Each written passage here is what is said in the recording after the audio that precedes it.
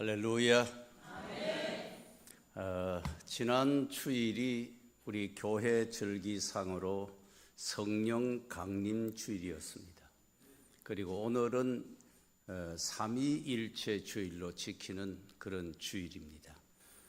절기에 맞추어서 오늘은 교회의 원초적인 속성이라 하는 말씀으로 우리 같이 함께 은혜 받기를 원합니다. 사도행전을 보면 교회가 어떻게 시작이 되었고 또 교회가 처음 시작할 때 어떤 모습으로 시작되었는지 그 교회의 원래적인 원초적인 속성을 잘 알 수가 있습니다. 사도행전에서 원초적인 교회의 모습을 보고 또 현대 교회를 비교해 볼 때 현대 교회가 얼마만큼 교회의 본질에 가깝게 가고 있는가를 우리가 짐작할 수 있습니다. 미국의 샬롯이라는 도시에 갈보리 교회라는 아주 큰 교회가 있습니다. 그 교회 와그너 목사님이 쓴 저서 가운데 교회 주식회사로부터의 탈출이라는 그런 책이 있습니다. 아주 그 책이 한때 유명한 아주 베스트셀러가 됐는데, 여러분 교회 주식회사라는 말에 대해서 여러분은 어떻게 생각을 하십니까? 현대 교회가 복음의 본질을 벗어나서 점점 갈수록 주식회사처럼 되어져 가고 있다 하는 이야기입니다. 그래서 교회는 주식회사로부터 탈출해야 되고 교회 본래의 그 원초적인 본질을 회복시켜야 된다. 그것이 바로 그 책의 주제입니다. 와그너 목사님이 그 책을 쓰게 된 동기는 그가 신학교를 졸업하고 처음으로 담임 목사님이 되셔서 교회를 부임했는데, 부임하자마자 그 교회 수석 장로님이 아주 깨끗하게 정리된 원고를 하나 주면서 앞으로 우리 교회 담임 목사님이 되시면 최소한 6년은 담임 목사로서의 임기가 보장이 되는데 6년 동안 목사님이 우리 교회에 오셔서 최고 경영자로서 교회를 앞으로 어떻게 그 목회를 수립해서 나가겠다고 하는 목회 전략에 대해서 20가지 제가 문제를 드릴 테니까 그 문제를 하나하나 앞으로 나는 이렇게 교회 부흥은 어떻게, 전도는 어떻게, 재정은 어떻게, 사업은 어떻게 하겠다는 걸 일목요연하게 정리를 해서 당회에 제출해 주십시오. 그렇게 서면으로 요구를 했다는 거예요. 그 말을 듣고 이 목사님이 너무 충격을 받아서 정신이 하나도 없어진 거예요. 내가 목회를 하러 왔는지 아니면 주식회사 사장으로 내가 지금 부임을 했는지 도무지 분간을 하기가 어렵더라는 거예요. 그 장로님은 목회를 요구하는 것이 아니라 이 교회를 주식회사처럼 어떻게 경영을 하겠다는 것을 그 계획서를 제출하라, 그 얘기예요. 양무리를 양육하는 것보다가 이 교회를 숫자적으로 얼마만큼 부흥을 시키는 데 관심이 있는 것이고, 이것은 목회 사역이 아니라 교회 관리자로서의 역할을 바라는 것이고, 사람이 아니라 프로그램에 집중되고 목사로서가 아니라 사장으로서 경영자로서의 목회를 요구하는 그런 내용이라요. 그래서 이 와그너 목사님이 그 말을 듣고 그 메모지를 보면서 너무 충격을 받고 고민을 하다가 기도하는 중에 교회는 주식회사가 아니다. 주식회사처럼 만들어져 가고 있는 교회로부터 탈출하는 교회가 돼야 되겠다. 그래서 그 책을 쓰게 됐다는 거예요. 실제적으로 서울에서도 이 비슷한 일이 있었습니다. 곽선희 목사님이 한때 서울 소망교회를 개척해서 한국교회 아주 그냥 대형 교회로 어마어마하게 부흥 성장을 할 때 교회가 너무 잘 되는 걸 보면서 어떤 사업을 하시는 장로님이 찾아와서 목사님, 제가 이 교회보다가 더 크고 웅장하고 더 아름다운 멋있는 교회를 제가 수백억을 투자해서 교회를 지어 드릴 테니까 저하고 나가서 이 교회보다 더 큰 교회를 짓고 더 멋있는 그런 교회를 한번 해서 그렇게 하면은 세상 사람들이 목사님의 인기 그동안도 어마어마한데 그렇게 하면 더 멋지게 교회가 크게 성공할 것이라고, 그렇게 하면 그 다음에 거기서 창출되는 소득은 저하고 반반씩 그렇게 하십시다, 그 얘기였어요. 세상 사람들은 교회를 하나의 주식회사처럼 보고 있는 사람들이 있다는 얘기예요. 참으로 웃기는 얘기입니다. 교회가 뭘 하는 곳인지를 모르니까, 교회 본질을 모르니까 그런 얘기가 나오는 거예요. 마태복음 16장 18절에 베드로가 예수님께 멋진 신앙 고백을 합니다. 주는 그리스도시요 살아계신 하나님의 아들이십니다. 그때 주님이 바요나 시몬아, 네가 참 복이 있다. 너는 베드로다. 베드로는 말은 페트라, 반석이라는 거예요. 내가 이 반석 위에 내 교회를 세우리라. 내 교회를 내가 세우겠다, 그 말씀을 하시는 거예요. 교회는 사람이 세우는 거 아니에요. 교회는 돈으로 세워지는 게 아니에요. 예수님이 세우시고 예수님이 스스로 지키시고 다스리시고 이끌어가는 게 교회의 본질이라는 거예요. 그리고 교회는 항상 주님이 임재하시고 함께 하실 때 교회가 교회다워질 수 있는 거예요. 마태복음 18장 20절에 두세 사람이 내 이름으로 모인 곳에 나도 너희와 함께 하느니라. 교회는 주님의 이름으로 모이고 주님의 이름으로 찬양을 부르고 주님의 이름으로 기도하고 주님의 이름으로 모여서 주의 말씀을 듣는 곳이 바로 교회입니다. 오늘 본문의 말씀을 보면 초대교회, 교회의 원초적인 교회 모습이 어떻게 했느냐, 그걸 잘 보여주는 거예요. 교회가 무엇인지 그 본질을 연구하려고 하면 반드시 사도행전에 나오는 교회를 보지 않고는 교회 본질을 알 수 없어요. 교회 성장을 연구하는 학자들도 사도행전을 중심으로 교회가 어떻게 부흥하고 교회가 어떻게 성장을 하며 교회가 사회 가운데 어떤 역할을 해야 되는가를 잘 이야기해 주는 거예요.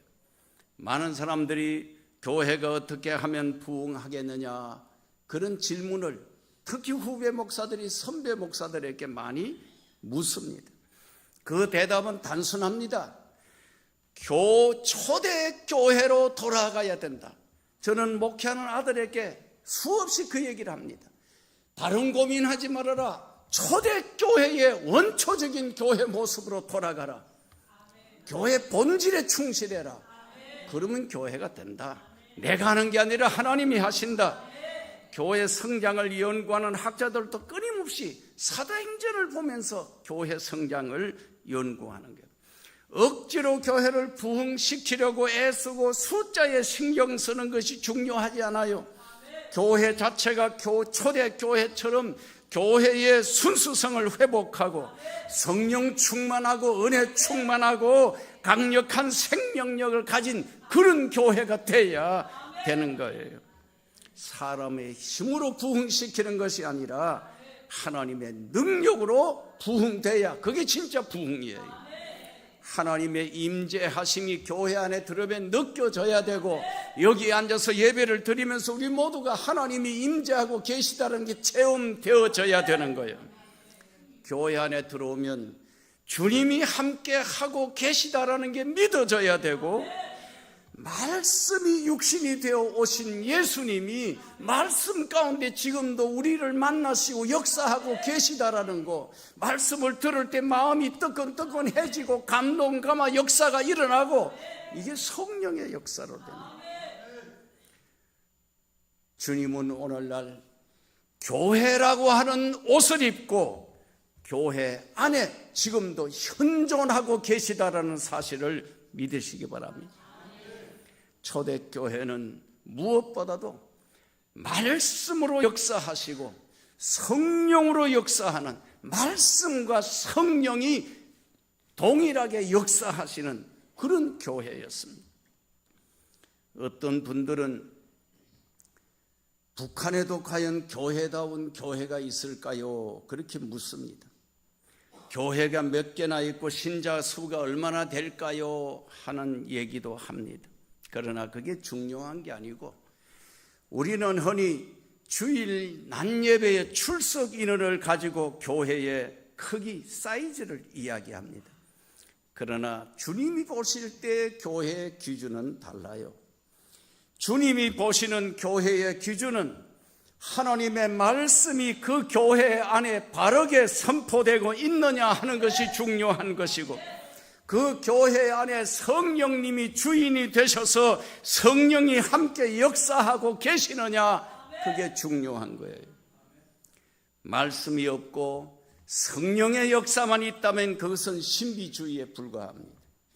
반대로 말씀은 있는데 성령의 역사가 없는 곳이라면 그건 이성주의에 불과합니다. 거기에는 진정한 교회가 없습니다.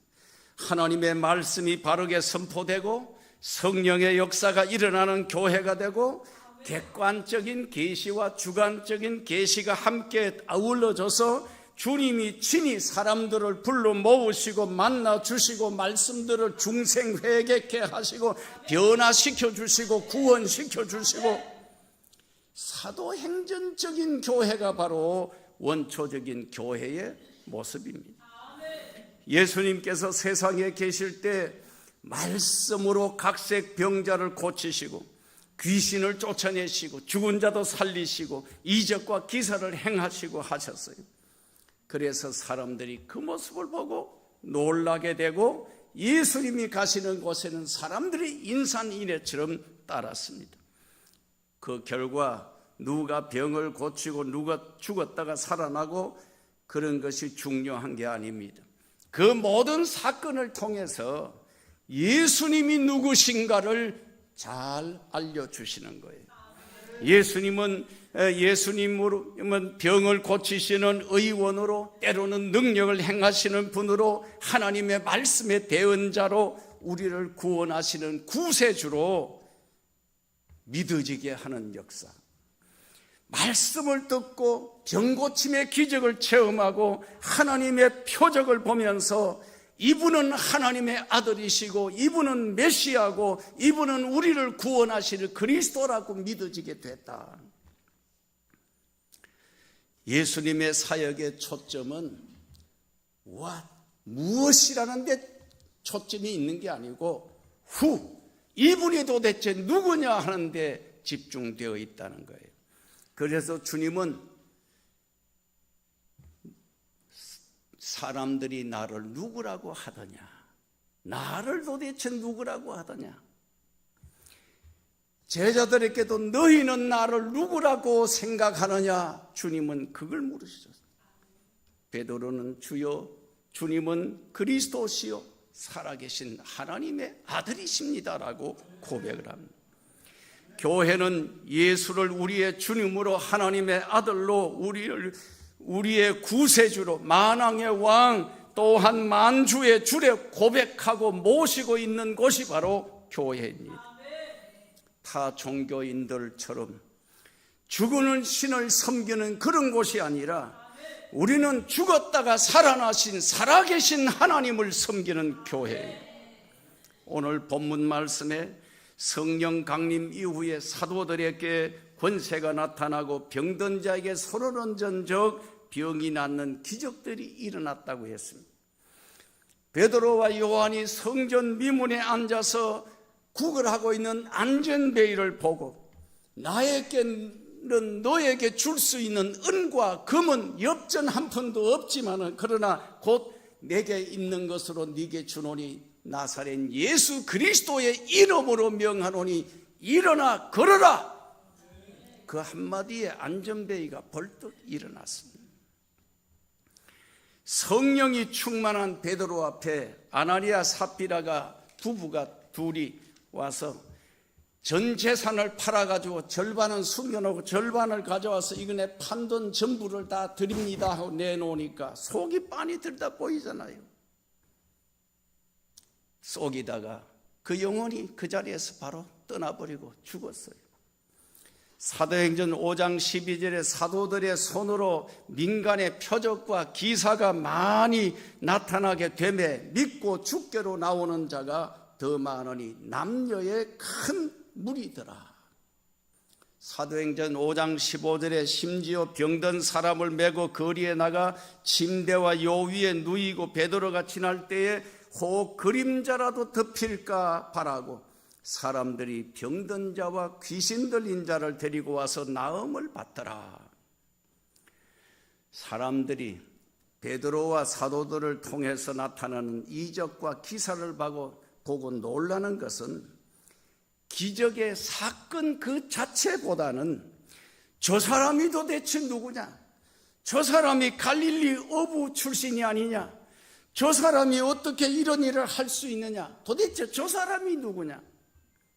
인물이 잘생기고 못생기고 문제가 아니고 키가 크냐 작으냐 배웠냐 못 배웠냐 그게 문제가 아니고 하나님의 말씀이 있고 성령의 역사가 일어나니까 이런 일이 있더라 하는 거예요. 사람들은 베드로를 통해서 하나님의 말씀을 듣고 그리스도의 영을 체험하기 위해 모여들었던 것입니다. 사도들을 통해 그리스도의 복음이 이렇게 함으로 힘차게 전파되었습니다. 진정한 교회는 말씀과 성령의 능력 있게 나타나야 합니다. 주님이 사도들과 함께 하시는 것을 입체적으로 느끼고 체험함으로 초대교회 안에 이런 일들이 어떤 일들이 일어났는가를 오늘 본문은 잘 보여줍니다. 성령의 역사가 강력하게 나타나니까 사람마다 두려워했다. 여러분, 경건이라는 게 뭐예요? 정말 두렵고 떨리는 마음으로 하나님 앞에 서서 하나님을 섬기는 그런 자세가 경건이에요. 여러분, 이 거룩한 성전 안에 밖에 있다가 딱 성전에 들어오면 뭔가는 두려움이 생겨. 하나님이 임재하시다는 증거예요. 교회 안에는 신령한 두려움이 있고 경건한 마음이 있어야 예배가 제대로 되는 거예요. 신앙생활은 하나님께 대해서 언제나 떨리는 마음이 있어야 돼요. 하나님은 너무 거룩한 분이시기 때문에 우리가 가까이 하기에는 너무 두려우신 분이에요. 사도들에게 주의 영이 함께하는 것을 보고 사람들이 두려워했다. 하나님이 함께 하시는 사람들 보면 거룩한 두려움이 있습니다. 그만큼 초대교회 사도들은 영적인 근위가 대단했다는 거예요. 사도들로 인하여 기사와 표적이 많이 나타났다. 초대교회 안에는 날마다 이적 기사가 끊임없이 일어났습니다. 사도들이 가는 곳곳마다 안전뱅이가 일어나고 병든 자가 고침을 받고 귀신 들릴 때 떠나가고 죽은 자가 살아나고 베드로의 그림자만 스치고 지나가도 병마가 떠나가고 베드로가 쓰던 손수건만 갖다 얹어도 그냥 귀신이 떠나가는 이런 희귀한 일들이 일어났어요. 성령께서 강하게 역사하면 지금도 이런 일들이 얼마든지 일어날 수 있는 줄 믿습니다. 저는 목회 현장에 제가 40여 년 목회하면서 목회 현장에 이러한 하나님의 역사, 성령의 역사가 얼마나 강력하게 일어났는지를 저는 지금도 기억합니다. 그래서 저는 늘 돌이켜 생각해보면 내가 한 게 아무것도 없어요. 하나님이 하셨어요. 제가 대덕교회 부임했을 때 철학기도 때 어떤 권사님 한 분이 그냥 이 축농증이 하도 심해서 얘기를 하면 콧방귀 소리예요. 그날 저녁에 분위기가 얼마나 뜨거운지 막 통성기도 시간에 그 뭐가 한 뭉태기가 입에서 쑥 빠져가 목으로 뚝 넘어가더래. 그러더니 그냥 코가 뻥 뚫려버리고 그 이후에 축농증이 싹 없어졌다고 자기 입으로 간증을 해요. 당뇨병 환자가 그 뜨거운 분위기 속에서 자기도 모르게 혈당이 뚝 떨어지고 정상으로 돌아왔다고 간증을 하고, 허리 디스크 환자가 그냥 허리 디스크가 깨끗하게 없어지고 그냥 편안해졌다고 간증을 하고, 교통사고가 나가지고 바로 교회 앞에서 교통사고가 나가지고 어린아이가 그냥 차에서 튕겨가 한 4m 앞으로 떨어져가지고 보니까 그냥 호흡도 아이가 완전 식물인간이 됐어요. 지금도 그 교회 장로님 아들인데 얼마나 아빠가 그냥 급하게 가서 아를 끌어안고 아이를 안고 병원 가는 게 아니고 목사님 찾아가 야단났어요. 내가 그래서 마침 교회에 있다가 나가가지고 아이를 끌어안고 하나님 앞에 급하게 기도드렸어요. 근데 아이가 기도 후에 그냥 아빠 하고 살아난 거예요. 더러운 귀신들이 떠나가는 거 여러 분들이 그런 체험을 했어요. 제가 기억하기만 해도 저는 간증이 정말 많아요.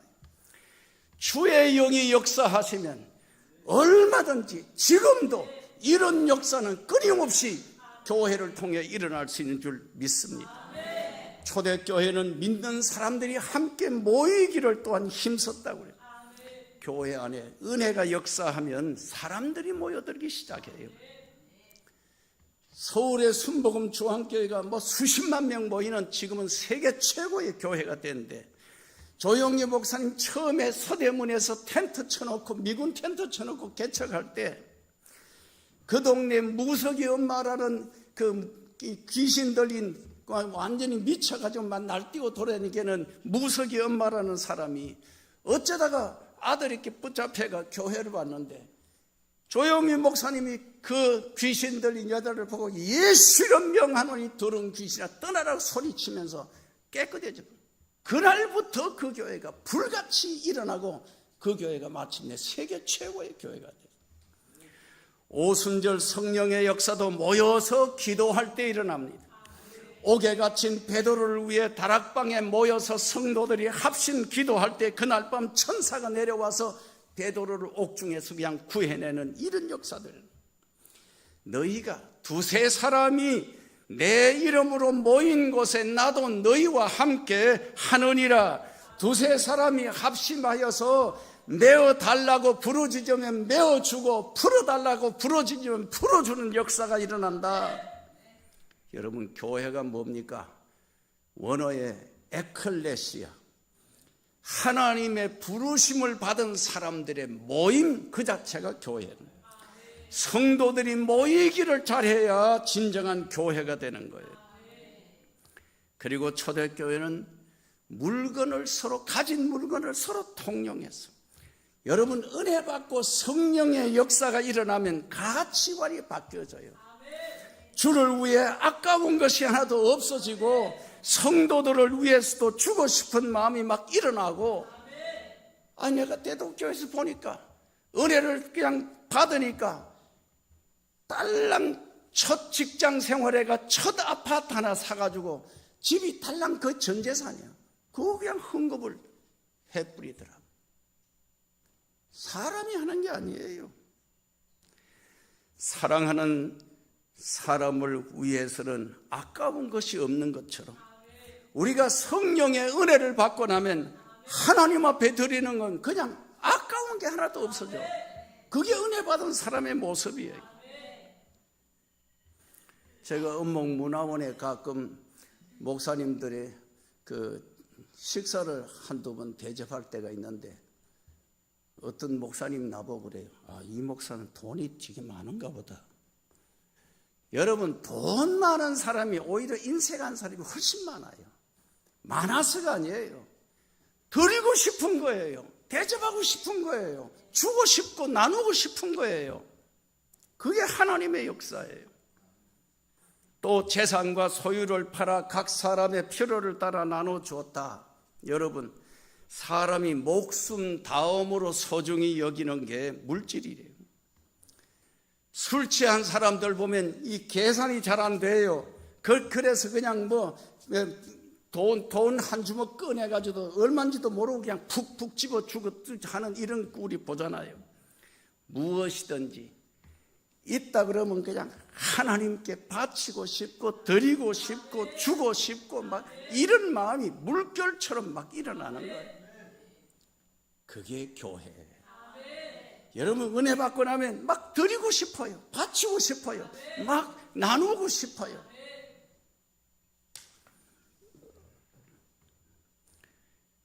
초대교회 성도들은 은혜를 받고 나서 이웃의 필요가 내 눈에 보이기 시작했어요. 그들 눈에 어려운 이웃들이 눈에 들어오기 시작하고, 은혜를 받고 나서 그때부터 저 사람에게 필요한 게 뭔가, 내가 줄 수 있는 게 뭔가, 자꾸 그게 생각이 나는 거예요. 가톨릭 교회의 신학자인 프랑스의 사르댕이라는 신부님이 계셨는데, 그리스도인의 3대 덕목이라는 걸 정리해가지고 책에 썼어요. 그 3가지 덕목을 보니까 뭐냐? 이 사람이 그리스도인인가 아닌가를 보려면 3가지를 보면 안 돼요. 첫째, 그 사람이 순결한가? 신앙의 순결성을 가지고 있는가? 두 번째, 그에게 그리스도의 사랑이 있는가? 주님은 너희가 서로 사랑하면 너희가 내 제자인 줄 알리라. 내가 그리스도인이라는 걸 무슨 십자가 명찰을 붙인다고 보이는 게 아니고, 이 사람에게서 예수님의 사랑이 보여지고 있는가? 세 번째, 과연 베풀고 있는 삶을 사는가? 소유함으로 기뻐하는 삶이 아니라 뭔가는 베풀고 나눔으로 인해서 기뻐하고 즐거워하는 그런 삶을 살고 있는가? 그 3가지를 보면 이 사람이 진정한 그리스도인인지를 본다 그랬습니다. 여러분, 공산당은 빼앗는 사회입니다. 그러나 기독교 사회는 베푸는 사회예요. 공산당은 가진 자의 것을 빼앗기 위해서 혁명을 일으킵니다. 그러나 기독교는 본질적으로 베풀고 나누어 주며 살아야 하는 게 기독교인들의 본질이에요. 물질도 나누고 생명까지라도 줄 수 있는 게 기독교 사랑. 교회는 이웃과 더불어 나누며 사는 것이 바로 교회라는 거예요. 초대교회는 날마다 마음을 같이하여 성전에 모이기를 힘썼다. 교회는 성령이 하나 되게 하신 것을 힘써 지키는 곳입니다. 바울은 할 수만 있으면 너희끼리 화목해라. 성령으로 이끌리는 사람들은 어디를 가도 평화를 만들어가며 삽니다. 저는 날마다 기도하면서, 하나님, 오늘도 내가 어디를 가서 누구를 만나든 무슨 일을 하든 내가 먼저 하나님께는 영광이 되고 만나는 모든 사람들과 더불어 화평하고 아름답고 행복한 관계를 만들어 가게 하여 주옵소서. 그리스도인들은 피스메이커가 되어야 되는 거예요. 교회는 평화로워야 합니다. 교회는 사랑으로 하나 되어야 하는 것입니다. 교회는 예배드리기 위해서 모이고 기도하기 위해서 모이고 말씀을 듣고 섬기고 봉사하고 사랑을 나누고 친교하기 위해서 모이는 곳이에요. 그리고 집에서 떡을 떼며 기쁨과 순전한 마음으로 음식을 먹었다.